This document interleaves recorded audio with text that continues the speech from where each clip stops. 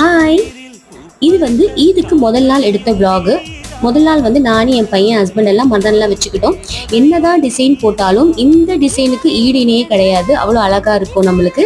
என் பையன் ஹஸ்பண்டுக்கு வச்சு விட்டுருந்தான் மருதாணி. நானும் என் பையனை வச்சுட்டோம் மதியானமே. அவர் வைக்கல, அதனால அவங்க அத்தாக்கு வச்சு விட்டே இருப்பேன்னு சொல்லிட்டு மருதாணியை வச்சு விட்டுட்டான் ஒரு வழியா.